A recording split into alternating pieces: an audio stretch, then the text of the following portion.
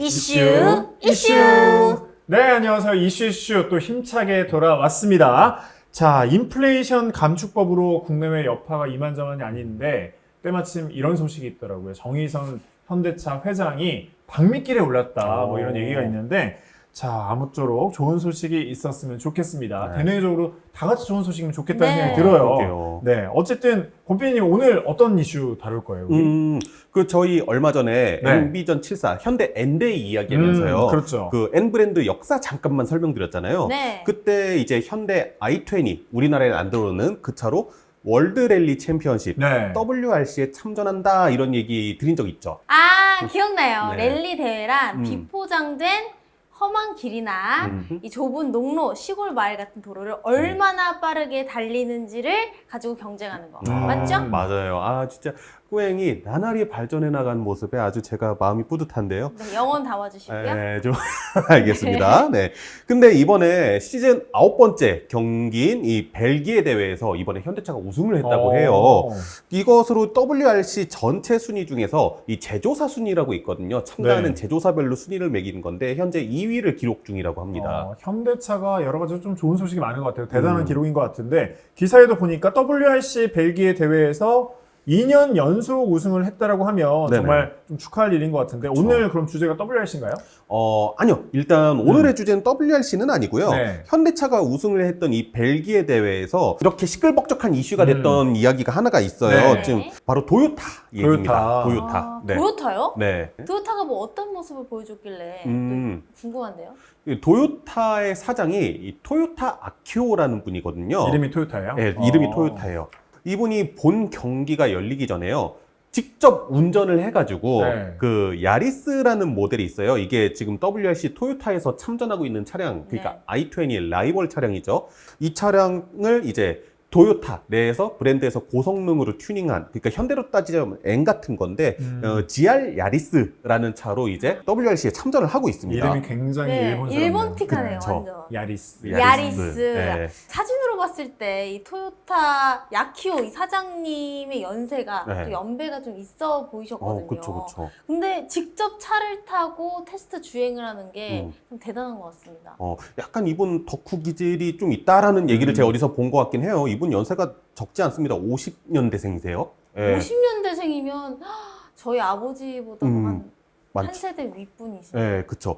근데 비단 그뿐만 아니라요. 네. 이 야리스가 더 이슈가 됐던 게 그냥 야리스가 아니었어요. 그냥 야리스가 아니고 네. 그러면 바로 수소 연료를 기반으로 하는 야리스, 그러니까 GR 야리스 H2라는 테스트 차량이었거든요. 네. 이게 일본 외에 다른 국가에서 이렇게 테스트를 하는 경우는 이번이 처음이라고 해요. 와, 이 네. 수소 연료 자동차 우리나라로 치면 이 현대의 넥소 같은 차를 말씀하시는 거 아닌가요? 지난번에 엔데이 행사 때 네. 그 말씀하셨던 NV전 74도 사실 뭐 배터리 전력과 수소 연료 전지 하이브리드 시스템을 구축해서 좀 놀랍다라는 반응이었는데 도요타도 뭔가 힘을 내고 있는 건가요?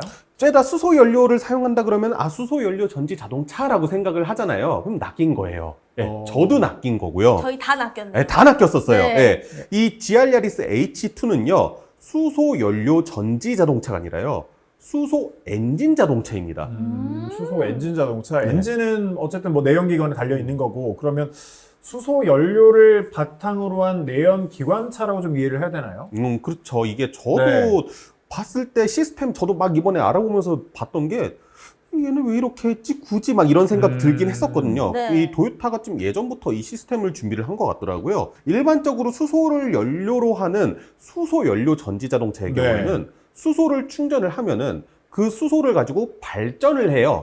전기를 만드는 거죠. 그래서 그 전기를 바탕으로 가는 말 그대로 전기차예요. 근데 이 차는 인성이커님 말씀하신 것처럼 수소를 충전을 하면은 그거를 압축착화하는 방식으로 태워갖고 하는 내연기관형 차량인 거예요. 네. 근데 피디님 왜 굳이 그렇게 했을까요?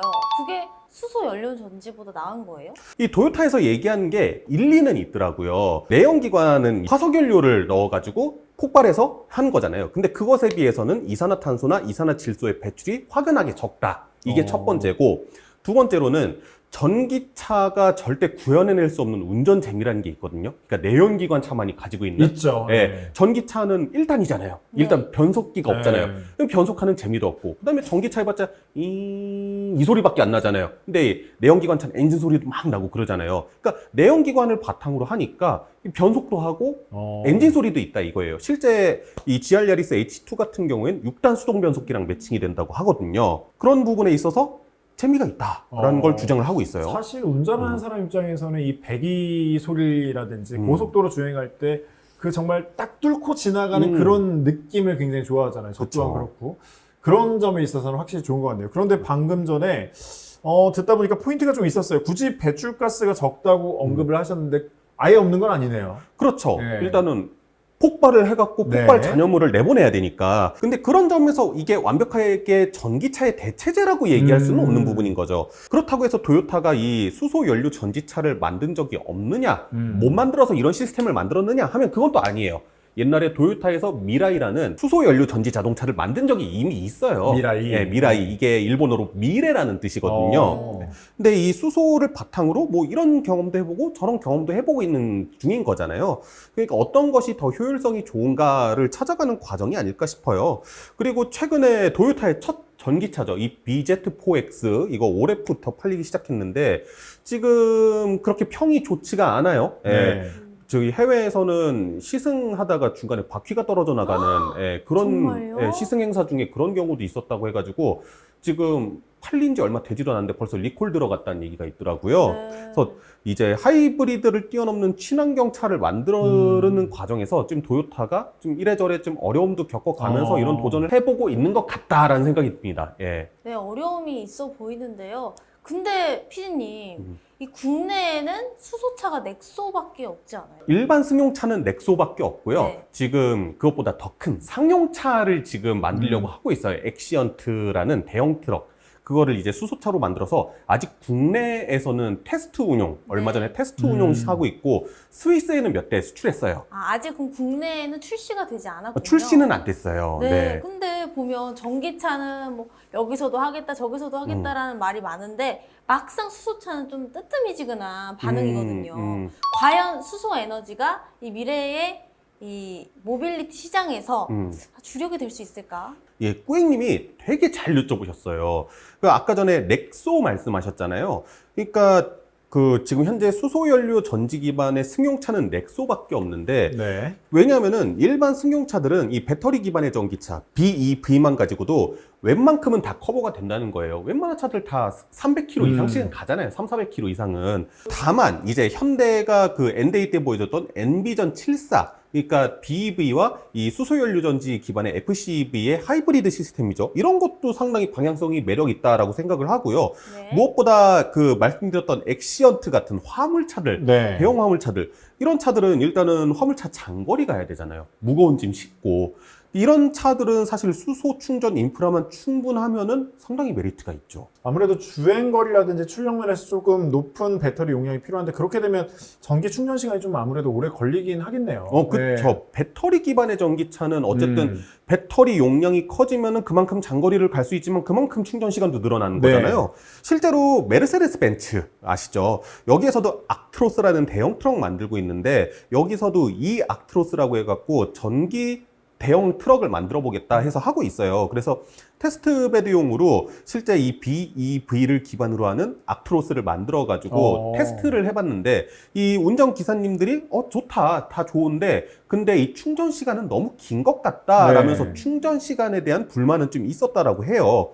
그래서 이 기사님들 같은 경우에 특히 시간이 바로 돈이잖아요. 그렇죠. 네. Time is money. 그러니까요. 그래서 벤츠도 이제 중단거리용 화물차로는 이 배터리 기반의 전기차, 장거리용으로는 이 FCEV, 수소 기반의 전기차로 이렇게 하는 투 트랙으로 연구를 진행하고 있다고 해요. 네, 근데 수소 충전소가 국내에 좀 있어요? 저는 있죠? 잘 몰라가지고. 보편화까지는 안 됐는데 있지 않나요? 네. 요즘에 상당히 많아진 편이에요. 그 옛날에 한 몇 년 전만 해도 일산에서 넥소를 사신 분들은 충전을 하려면은 국회까지 오셨어야 돼요. 아, 여의도까지 왔었어야 되는 그 거예요? 위쪽에는 충전소가 없었어요. 네. 수소 충전소가. 근데 제가 일산 살거든요. 요즘에는 자유로 가다 보면 옆에 충전소 되게 많이 생기고 했어요. 그래서 이런 인프라 자체는 되게 좋아졌는데, 네. 제가 오늘 안 그래도 H2 미치라고 해서요. 작년까지만 해도 수소 모빌리티 플러스 쇼라는 이제 수소 모빌리티 네. 행사가 올해 열리는데, 이게 H2 미치라고 해가지고 수소 산업 전반적으로 좀 키운 그런 행사 다녀왔었거든요. 근데 들어보니까 지금 막 러시아하고 우크라이나하고 막 전쟁하고 막 난리 나고 그렇죠. 막 화석연료 지금 공급 안 되고 난리잖아요. 그렇죠. 예. 그래서 지금 유럽 이런 국가들도 불과 한 5년 전에 비해서 이 신재생 에너지에 관련한 예산을 막 100배씩 증액하고 그런데요. 그런 부분에 있어서 이 수소의 산업 자체가 지금 상당히 부각되고 있다. 네. 이런 확대해도 말씀들을 될것 같아요. 하시더라고요. 그러니까 이제 탄소 중립으로 또 가야 되는 그런 과정이니까 여러 나라들의 투자가 확대되는 것도 지금 직접 들을 수 있었고요. 앞으로 전반적으로 수소 산업이 이렇게 좀 확대되고 그게 모빌리티 분야에도 그렇게 적용되지 않을까 생각합니다. 네, 오늘 이슈에서는 수소 엔진 자동차, 토요타 관련된 얘기로 꽉꽉 채워봤는데요. 다음 주에도 저희는 재미난 소식으로 돌아올 겁니다. 자, H2 미츠 행사는 9월 3일 토요일까지 일산 킨텍스에서 열린다고 하니까요. 관심 있는 분들은 다 한 번씩 다녀오시는 것도 좋을 것 같습니다. 관심 맞춰야죠? 많이 가져주세요. 네, 맞춰보죠. 네, 그러면 저희는 또 다음 주에도 돌아오겠습니다. 기대하 슈슈슈. 슈슈슈.